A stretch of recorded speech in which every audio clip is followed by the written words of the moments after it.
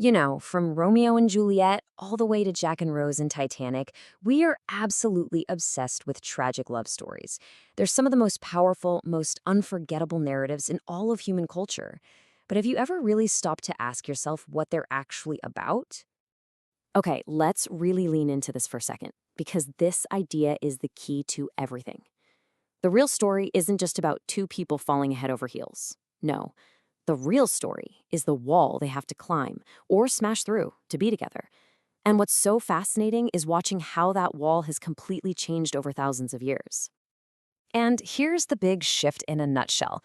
Back in ancient myths, the obstacles were, well, cosmic. They were divine. You had gods, fate, magic, all getting in the way. But as we move forward into literature, especially with the rise of the novel, those obstacles become deeply, deeply human. We're talking society, class, and yeah, even our own stubborn pride.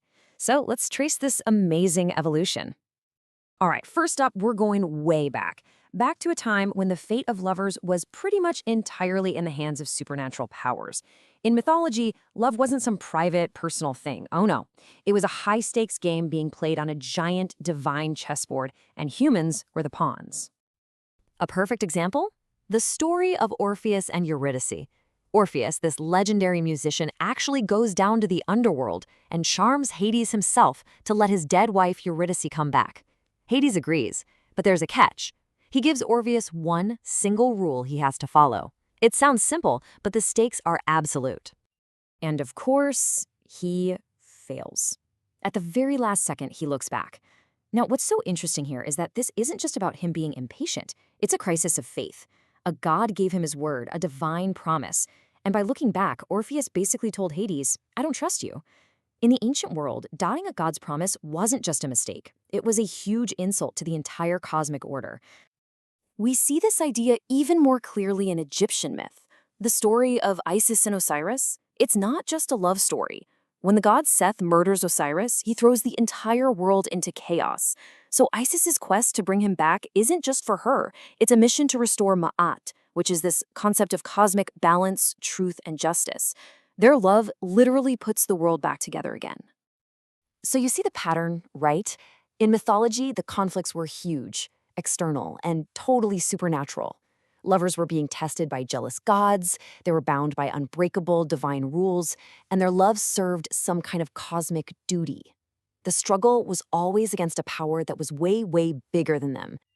But as storytelling itself grew up, the source of all this conflict started to move from the heavens right down to earth. We go from mythology into this incredible age of folk legends, where the obstacles are no longer gods, they're powerful human beings. So in this new era of epics and legends, the bad guys change. Suddenly, we're seeing cruel kings, feuding families, and the massive weight of political duty getting in the way of love. The forces are still external, they're still huge, but now they have a human face. You want a perfect example? Look at the Eastern legend of Ferhat and Shirin. To win the hand of Shirin, the hero Ferhat is given a totally impossible task by a cruel queen. She tells him to carve a channel through a solid mountain to bring water to the city. See? The test is designed by human authority, not by some god on a whim. But here's the real twist. The final tragedy doesn't happen because the task was impossible. It happens because of pure human evil. Just as Ferhat is about to succeed, a rival sends a messenger to tell him a lie, that Shirin has died. Utterly heartbroken, Ferhat takes his own life. Their fate wasn't sealed by destiny. It was sealed by a deliberate, nasty human lie.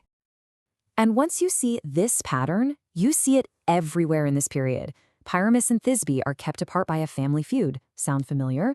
That's basically the blueprint for Romeo and Juliet. Tristan and Isolde are torn between their love and their duty to their king. And Antony and Cleopatra's passion goes head-to-head with the ambitions of the entire Roman Empire. The enemy is human, and it's on the outside.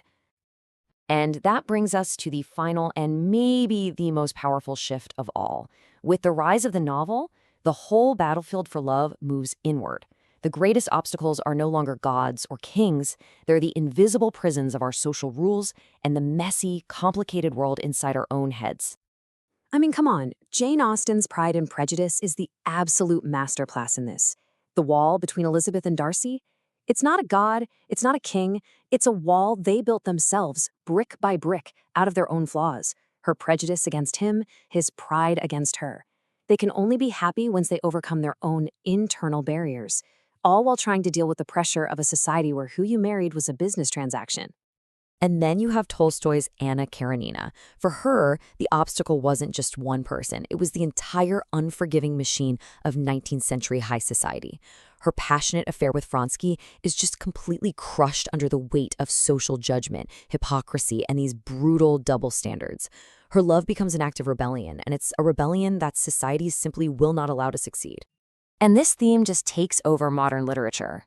It doesn't matter if it's the toxic mix of obsession and class in Wuthering Heights, or the tragedy of forbidden love inside a family in the Turkish classic Aşk İmmenü.